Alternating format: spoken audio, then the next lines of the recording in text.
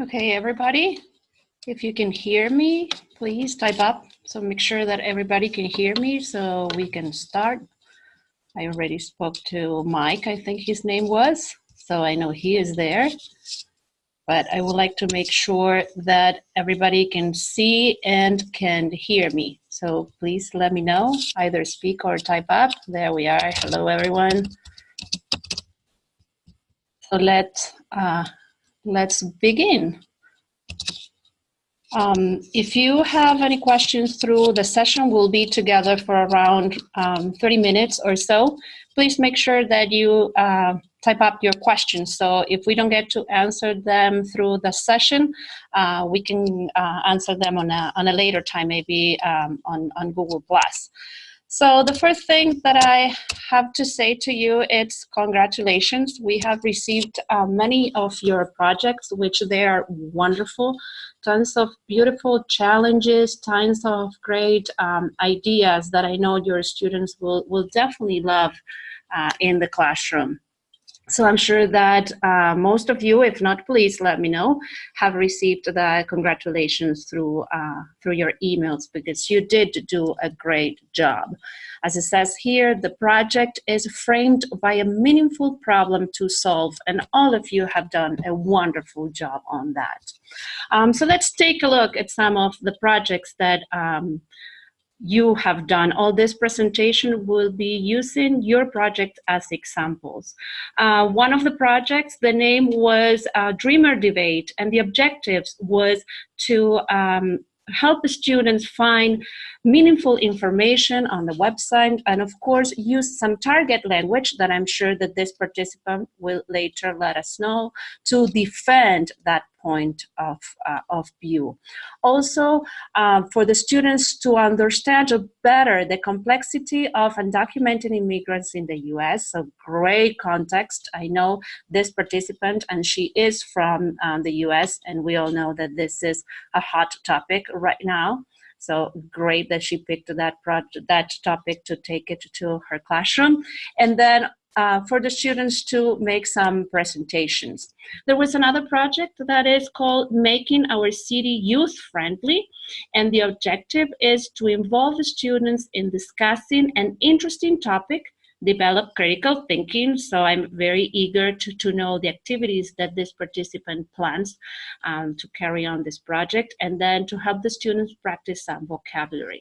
There was another project which I got very intriguing, which is called the Filter Bubble Project. And the objective is to help the students become aware of some digital information traps. So it's going right into the hot topic of fake news, to improve communication and collaboration, and then to improve speaking skills. So I'm sure that this participant will plan tons of activities that will promote communication and speaking. And then there was this other project that was called Incorporating CSI in the ESL classroom. And the objective is to have students take the role as a CSI investigator, then the role of a lab technician. So I love to see the activities that this teacher plans for the students. And then lastly, to take the role of newspaper journalist, because the final project of this, the final product of this project is to write articles.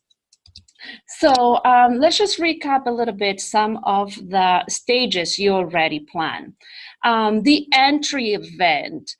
Remember that this stage is to engage the students, to help them understand the challenge, to help them understand the problems that they are about to solve. It could be done through a question. Many of you have done that, but also, for example, here in this project that is called Keeping Our Environment Clean, the teacher decided to use a video and then have the students discuss the problem. I thought that this was a great way to introduce the students in the topic, because it's putting the students already in the center.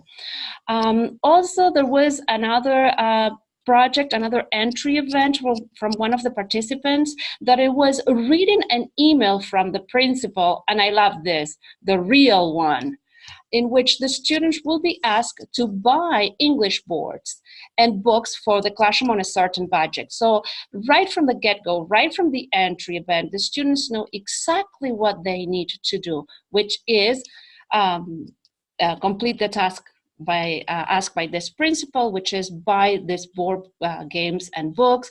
And of course, they do have a budget, so it's great to know that. Here I have a participant that says that cannot hear. I wonder if you should go to the tab and check if it's not a silent. Check that. There should be a problem with your mic, because it's telling me that everything it's great over here. Right here, let's check your settings. And then there was another project that was called Teaching Learning Languages Now and Then. And the entry event is an expert. She is asking for a retired teacher to come and talk to the students about how was language taught back then. So another way, excellent way of presenting this project. But again, what I wanted to really understand is that this entry event is to help the students understand the general idea of the project. What is it that they will be doing? And of course, which on week 4, we will go in much more deeper, how will they be assessed? So the challenge, some of you have a few issues on defining this challenge. This challenge is what in week 2, it's being called the linchpin idea. That idea that holds the project together, that really sets the setting and the context for the students to unfold the content and the standards that we want them to achieve. Here are 2 from you participants that was done with a question format. One says, what makes a good fitness class, and what are the benefits of moving your body? I mean, right from the get-go, by these 2 questions, the students know exactly what they need to do and where we want that project to go. There was another one that says, our cities are in danger of losing part of their coastlines because of global warming. What can we do about it?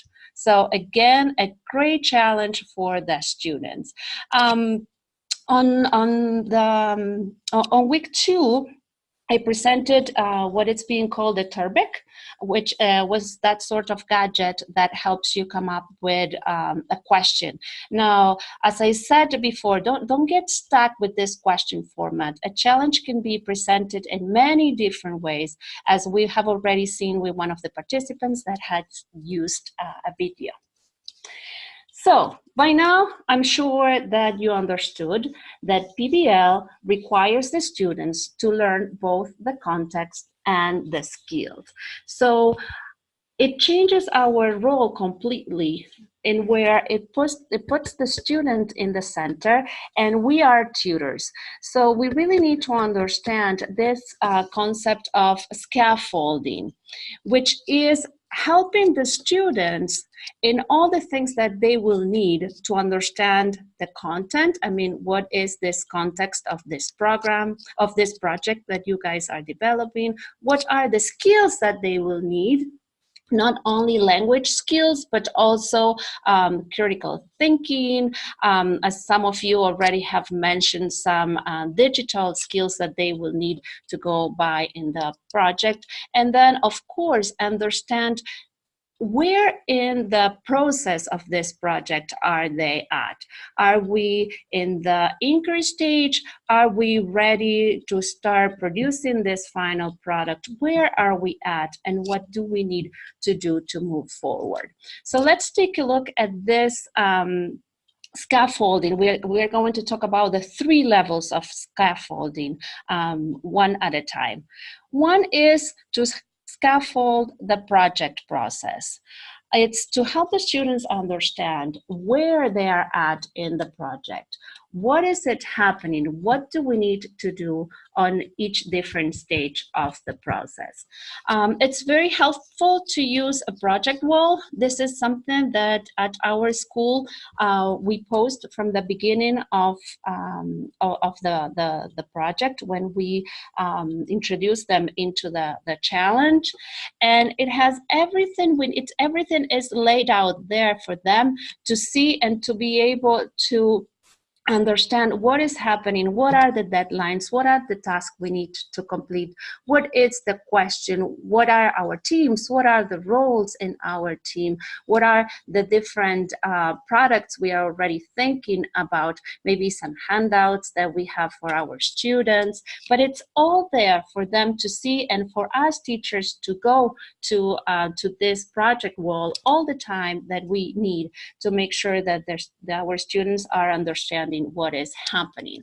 Also, plan some checkpoints through your projects, moments in where the task will be giving each other feedback, understanding what is happening, restating things that might not be going well in the project and we need to change, maybe change the project completely.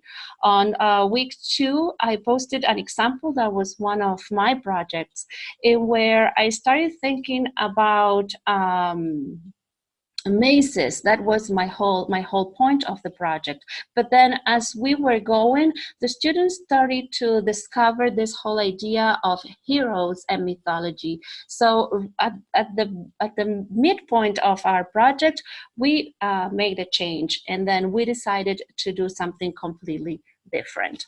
And then, of course, asking the students how they are feeling, what is happening. This is very helpful, especially because as we've seen on week 1, students work a lot in groups. They work a lot with their teams. So it's also important to ask our students how they're feeling and what is happening, to make changes if needed, or to celebrate that things are going really great. Then scaffold the project content. It's important that our students understand what is it that we are talking about. Many of you are talking about environmental issues. There are quite a few projects which the content topic is environmental issues. So how are we going to help our students understand what is happening? The things that they need to know, that project that is talking about the coastlines, what do they need to know to be able to understand the things that they need to change if they don't know maybe what is happening now? So it's important to define the content as well. This strategy, I'm sure that all of you know. It's the what to know, the what I want or need to know, and then later on come back to what I learned. That will be a great help for assessment. So the students understand what they already know about the topic, the things that they need to find out during the inquiry stage, and then, as I said, coming back at a later time for assessment.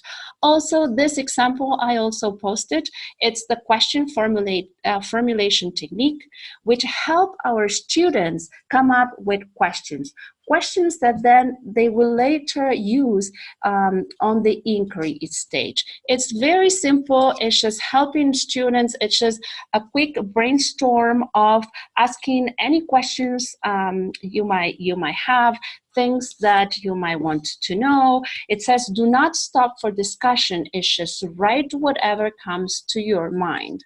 Then you make and stop, and then you write down every question exactly as it is stated.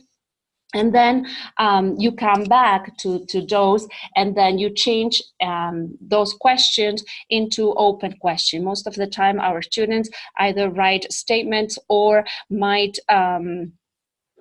come up with closed sentence, those yes or no sentence. So it's good to come up and to what was written before we start researching, and really turn those yes/no questions into questions that will really lead to to research. So this question formulation technique, it's very simple. If you check, then I will later post the link, but if you check online question formulation technique, you will have the whole protocol on how to do it, and it is very, very effective to do it with the students. And then, of course, it's how are we going to help our students to develop the language to the project. Scaffold language development is to support the acquisition of language skills in the context of the project.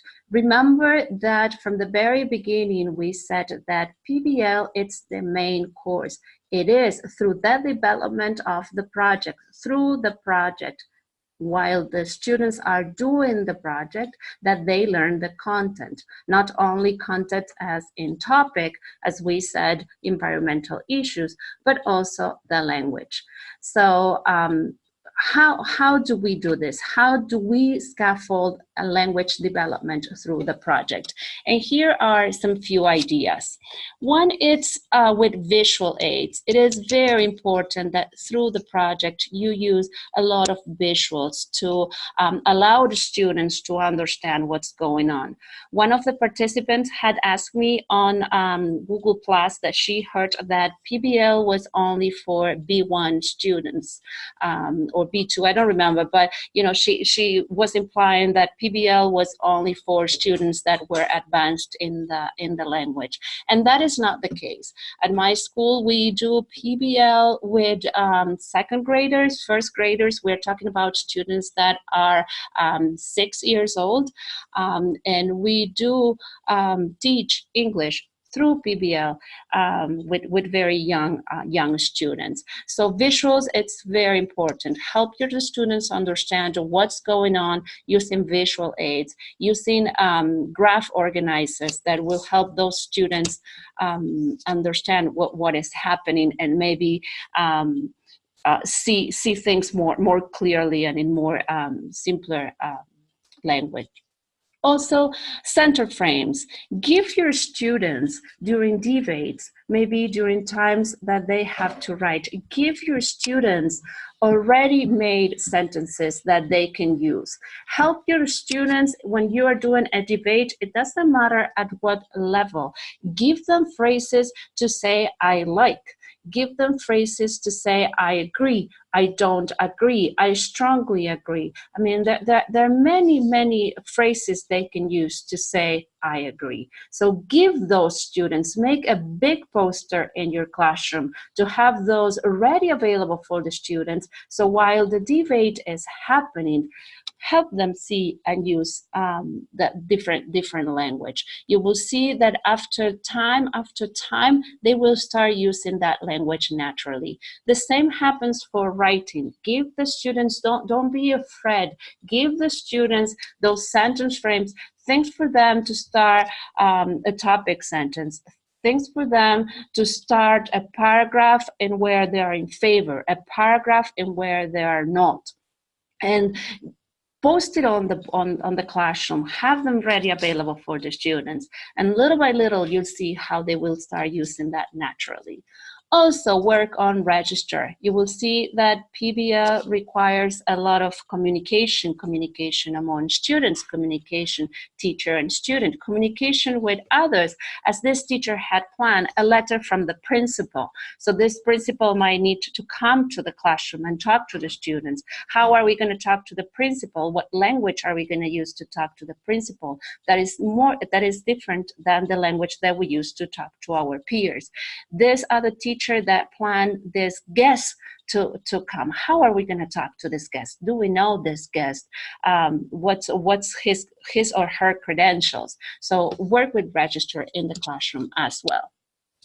And then last but not least, I know that all of us English teachers, we are always concerned about grammar. Somewhere, somehow, we thought that as teachers, as English teachers, what we have to teach is grammar. And in a way, it is true. Now, how are we going to do this? And the idea is to teach grammar lexically through PBL. I wonder, probably you're wondering, how is that or what is this? So teaching grammar lexically is recognizing certain grammar structures as lexical items, which means that they can be introduced much earlier without structural analysis or elaboration. I wrote a few things here that I really would like to share with you. The thought behind teaching grammar lexically is that exposing students to a lot of natural and contextualized examples will offer a lexical way into the grammar of the language. The thought behind this is that those memorized chunks of grammar will later promote grammar acquisition. It is easier, and this has been proven by the work that I've done in the classroom, of course, but also there are two authors that are working on teaching grammar lexically, which is Hugh Deller and Leo Sullivan. Later today, I will post a few links on week 3 that you can read, but it is easier to generate similar sentences from ready-made sentences rather than from rules. I wonder if you ever thought why reported speech is on every course book that it's B2 or plus. And that is because it helps the teacher or the students revise any tense or all the tenses in the English language. Now, do this exercise. Go to any series, to any soap opera, go to Friends, which is the biggest he said, she said type of program, and see how many times do they use reported speech as we teach our students. So what's important to understand here is that grammar should play some role in the language teacher, but it's not the biggest thing is not what should occupy the biggest part of our time. Instead, grammar should be delivered in small but frequent portions. And it is our job as teachers to help the students go back to this grammar or to this lexical grammar we have presented, and then help them systematize as we go.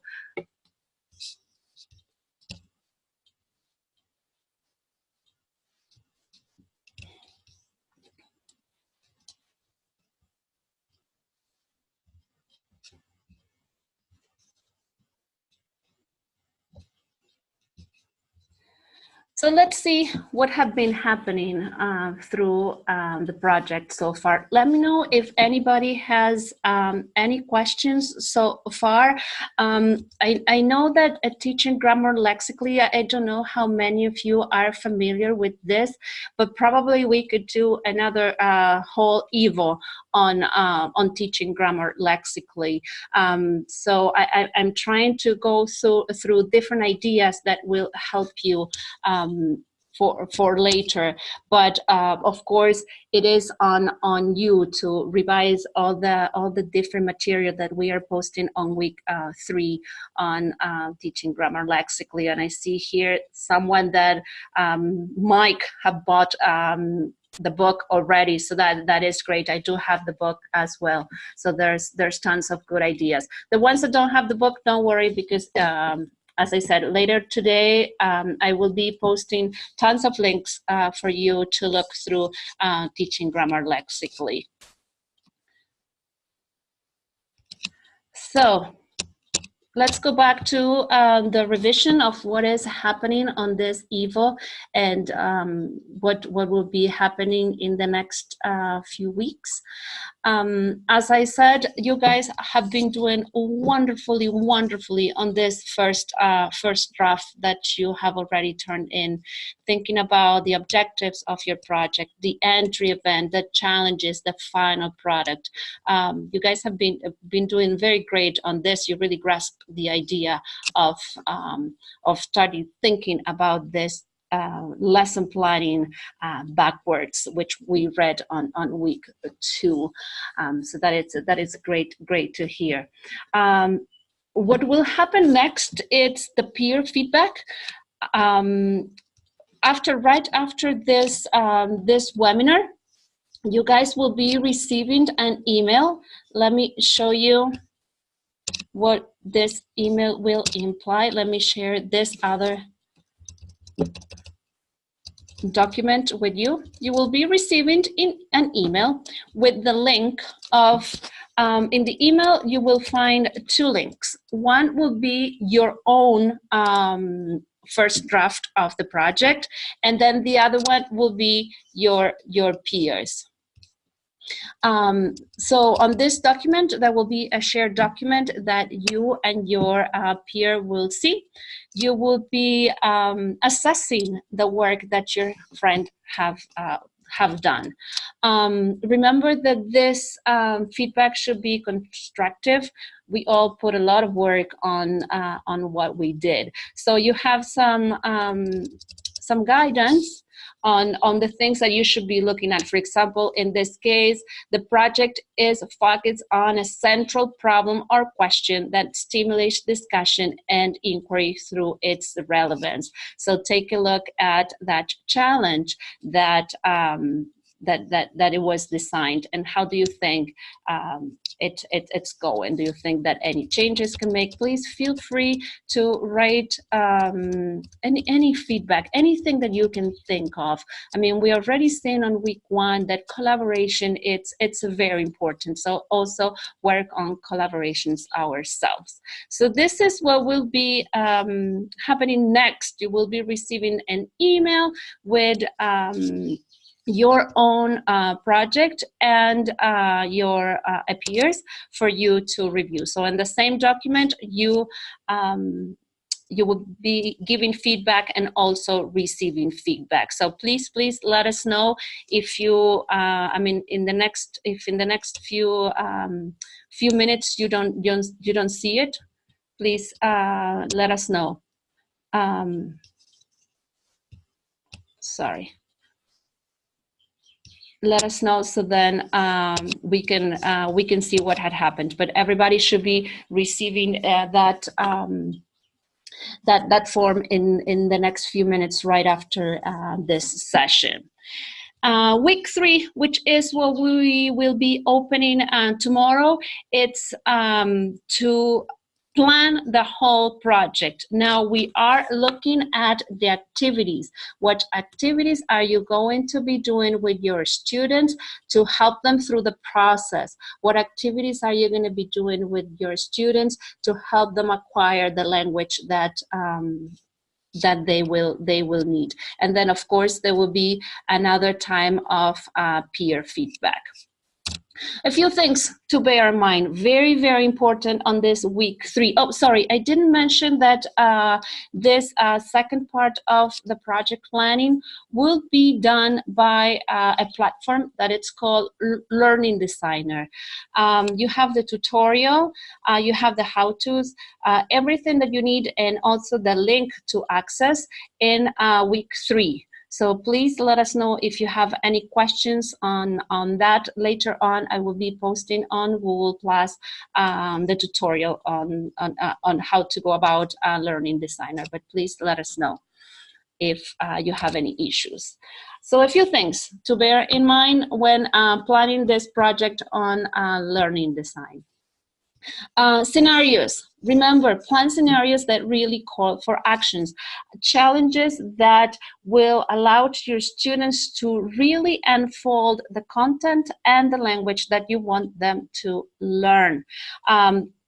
One participant had asked me if after the first draft changes could be made. Of course, this is your time to make any change you might want to, especially after having received your peer feedback. Remember about the 3 levels of scaffolding. Plan activities, different checkpoints through the project that will help your students understand what is happening, where they're at in this process of the project, and what will be happening next. Also, plan activities that will allow your students understand the content. What do they need to learn in regards of the topic?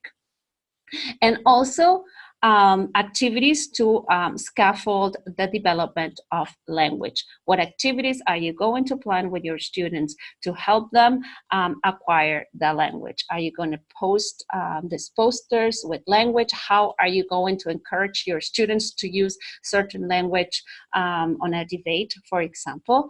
How is that going to happen? Don't forget about this. Also about teaching this grammar lexically.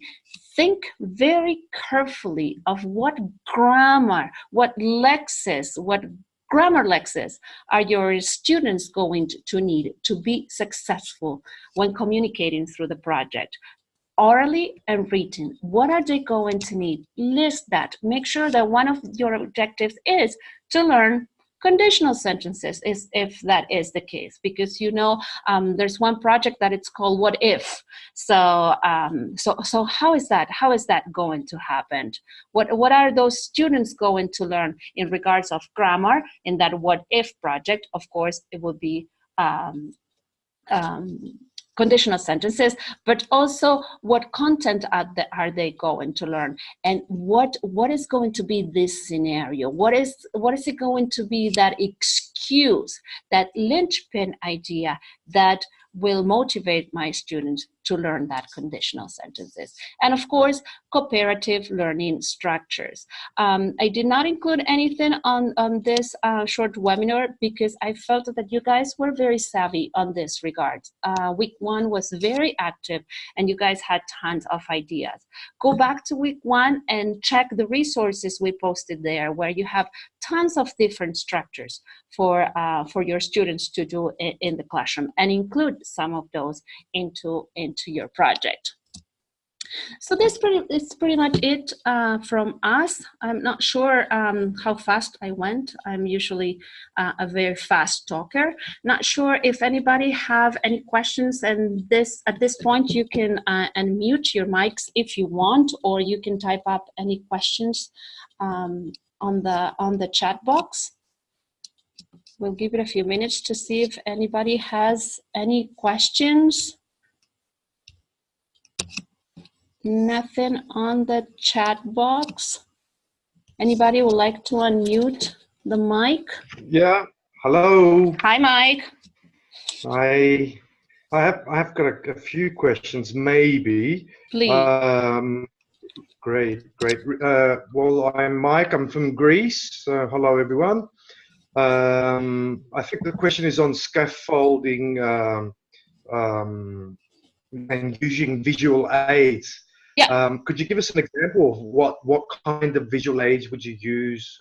Would you do it in the entry stage, or as they're going along?